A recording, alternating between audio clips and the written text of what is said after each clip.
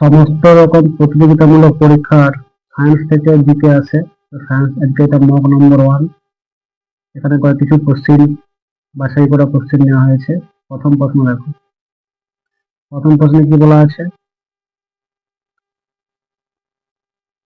বায়ুশূন্য স্থানে একটি ড্রাম বাজানো হলে আমরা সেটির শব্দ শুনতে পাই না, এর পেছনে কারণ কি? বায়ুশূন্য স্থান মানে শূন্য মাধ্যম, শূন্য মাধ্যমে শব্দ এক স্থান থেকে অন্য স্থানে যেতে পারে না। শব্দ স্থানান্তরিত হওয়ার জন্য একটা মাধ্যম দরকার, ঠিক আছে? তো বায়ুশূন্য স্থান মানে কোনো মাধ্যম নেই, মাধ্যম না থাকার জন্য কি এখানে শব্দটা আমরা শুনতে পাবো না। তাহলে 4 নম্বর অপশন, শব্দ বায়ুশূন্য স্থানে ভ্রমণ করতে পারে না। নেক্সট, বৈদ্যুতিক সার্কিট বিচ্ছিন্ন বা সম্পূর্ণ করতে মানে অন অফ করতে কোন যন্ত্র ব্যবহার করা হয়? সুইচ। সুইচ অন অফ এর মাধ্যমে কি হয়? সম্পূর্ণ বিচ্ছিন্ন করা হয়। এটা সহজ কোশ্চেন। নেক্সট কোশ্চেন 3 নম্বর, আলোর নিম্নলিখিত কোন বৈশিষ্ট্যটি ছায়া গঠনে ঘটনাটি ব্যাখ্যা করতে ব্যবহার করা যেতে পারে? এক বলছে আলো সরলরেখা বরাবর গমন করে, আলো অস্বচ্ছ বস্তুর মধ্য দিয়ে অতিক্রম করে না, স্বচ্ছ বস্তুর মধ্য দিয়ে অতিক্রম করে, ঠিক আছে? ছায়া গঠনের জন্য এই দুটোই প্রয়োজন, সরলরেখা বরাবর যায় এবং অস্বচ্ছ বস্তুর মধ্য দিয়ে অতিক্রম করতে পারে না, তবেই তার ছায়াটা আমরা দেখতে পাই। এখানে কি হবে? 1 এবং 2 উভয়ই। নিম্নলিখিত কোন উক্তিটি সঠিক নয়? মানুষের চোখ লাল রঙের জন্য সবচেয়ে সংবেদনশীল হয়ে ওঠে। 2 নম্বর, দৃষ্টি শক্তির স্থায়িত্ব 1-16 সেকেন্ড হয়। কোনটি সঠিক নয় বলছে, ঠিক আছে? এটা আমরা জানি, দৃষ্টি শক্তি কোনো জিনিসকে দেখলে সেটা আমাদের স্থায়িত্ব কতক্ষণ? 1-16 সেকেন্ড। চোখ এবং মস্তিষ্কের দ্বারা সেটা কতক্ষণ আমরা ধরে রাখতে পারি? 1-16 সেকেন্ড। আর মানুষের চোখ লাল রঙের জন্য সবচেয়ে সংবেদনশীল, এটা ভুল। লাল রং নয়, এটা সবুজ রং। সবুজ রঙের জন্য সবচেয়ে বেশি কি হয়? সংবেদনশীল। শুধুমাত্র 2 নম্বরটা ঠিক। তাহলে কেবল কি হবে? কোনটি সঠিক নয় বলছে, তো এখানে 2 নম্বরটা ঠিক, 1 নম্বরটা সঠিক নয়। তাহলে অ্যান্সার হবে কেবল 1।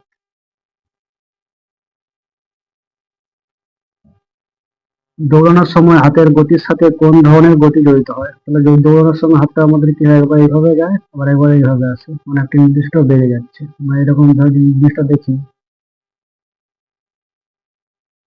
এভাবে, একবার এইদিকে যাচ্ছে, একবার একবার এইদিকে আসতেছে, একটা নির্দিষ্ট গতিতে এই পাশ ওই পাশ হচ্ছে। তো এখানে আমরা কি বলতে পারি? একে এই ধরনের গতি দোলক গতি বলা হয়। কি বলতে? দোলক গতি। পদার্থবিদ্যা নীতি নিচের কোন জোটটি সঠিক? সঠিক জানতে চাইছি, এটা সবসময় খেয়াল রাখবে, সঠিক আর সঠিক নয় এটা অনেক সময় ভুল হয়ে যায় পরীক্ষার সময়। নিউটনের তৃতীয় সূত্র সমান ও বিপরীত বল, ঠিকই বলা আছে, কারণ প্রত্যেকটি সমান ও বিপরীত প্রতিক্রিয়া রয়েছে। আর্কিমিডিসের নীতি আলোর গতির উপর নির্ভর, এটা ভুল। আমরা সবাই জানি তরলে নির্মিত বস্তুর উপর যে প্রবতা বল যে সৃষ্টি হয় সেটার উপর আর্কিমিডিসের নীতি। তো সেক্ষেত্রে আমাদের কোনটি সঠিক? 1 নম্বরটা ঠিক, শুধুমাত্র 1।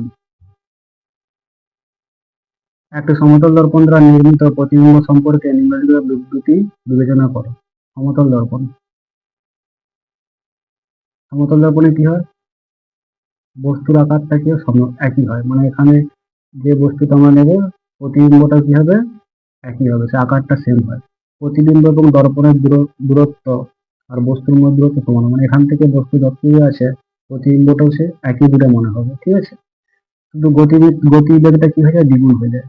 যদি মনে করি এখানে একটা সমতল দর্পণ আছে, এই দিক থেকে একটা বস্তু রানিং অবস্থায় ছুটতেছে, যদি 2 মিটার পার সেকেন্ড গতিবেগে ছুটে তাহলে সেটা 4 মিটার প্রতিবিম্ব কি দেখাবে? 4 মিটার পার সেকেন্ডে ছুটে আসছে, ঠিক আছে? গতিবেগটা দ্বিগুণ হয়ে যায়, বাকি সব একই থাকে। তাহলে কি হবে? এখানে দুটোই ঠিক আছে, 1 আর 2 উভয়ই ঠিক।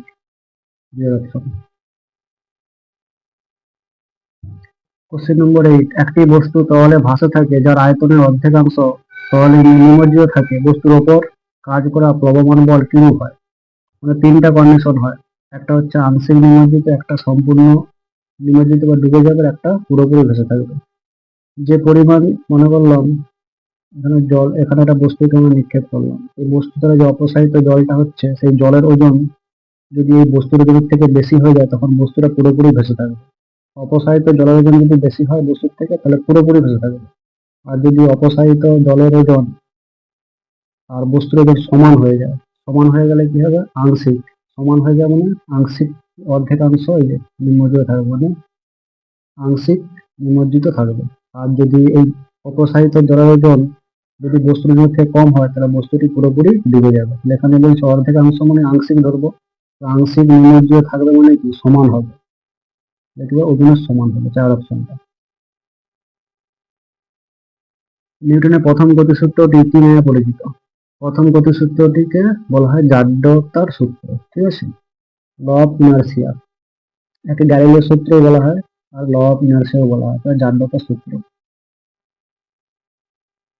অভিকেন্দ্রিক বল নিম্নলিখিত কোনটির জন্য দায়ী? কোনো বৃত্তাকার পথে যখন কোনো কিছু রানি, বৃত্তাকার পথে গেলে যখন বৃত্তাকার পথে কোনো কিছু বস্তুকে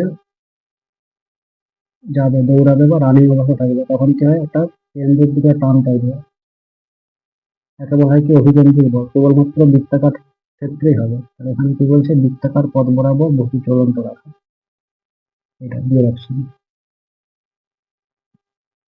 যে পদার্থগুলি তাদের মধ্য দিয়ে বিদ্যুৎ প্রবাহকে যেতে দেয় না তাই কি বলে? তাদের না, তারের মধ্য দিয়ে বিদ্যুৎ প্রবাহ যেতে দেয় না তাই কি বলা হয়, ঠিক আছে। যদি আমাদের ইলেকট্রনের স্রোত এইদিকে যায়, তাহলে কারেন্ট কোন দিকে যায়, উল্টা দিকে, ঠিক আছে। আর এই যে অন্তরক যে আছে, অন্তরকের কাজ কি? অন্তরকের পরমাণু গঠনে যে ওর মধ্যে যে ইলেকট্রনকে শক্ত করে আবদ্ধ করে রেখে দেয় এবং ইলেকট্রনকে স্রোতকে বাধা দেয়। ইলেকট্রন স্রোত বাধা দেওয়া মানে কি, কারেন্টও বাধা করবে। এখানে এই ঘটনায় কি বলা হয়, তাকে অন্তরক বলা হয়, দুই অপশন। ফারেনহাইট স্কেলে একটি পরিমাপ করা তাপমাত্রা হলো 200 ডিগ্রি ফারেনহাইট। সেলসিয়াস স্কেলে কত? এটা সবাই আমরা জানি কি C/5 সমান 8 - 32/9। এই ফর্মুলাতে আমরা মান বসালেই অঙ্কটাকে পেরে যাবো। সি সমান কি হচ্ছে 5 গুণিত m - 32, এর মানে 200 থেকে 32 বাদ দেবো, তাহলে কত হচ্ছে 168 ডিভাইড বাই 9, ঠিক আছে। এখানে কাটাকাটি করলে কত হবে, 3 দিয়ে কাটালে 9, 3×5 = 15, 3×6 = 18, আর যাবে না, তাহলে এখানে পয়েন্টে অ্যান্সার আসবে। তো পয়েন্টে অ্যান্সার আসবে, এটা আমার করার দরকার নেই, কারণ একটাই মাত্র পয়েন্টে আছে, এটাই অ্যান্সার। তো কোষে দেখাচ্ছি 5×6 = 30, 5×5 = 25, 280/3, তাহলে কত হচ্ছে 3×9 = 27, 3×3 = 9, 93.33 চলতে হবে এই অপশনটা। পুরো করার দরকার নেই, কারণ পয়েন্টে অ্যান্সার দেখেই বুঝতে পারছি যে 3 আছে আর ভাগ যাবে, তাহলে পয়েন্টে আসবে, একের অপশনটা। তো আজকে তাহলে ছোট একটা মক টেস্ট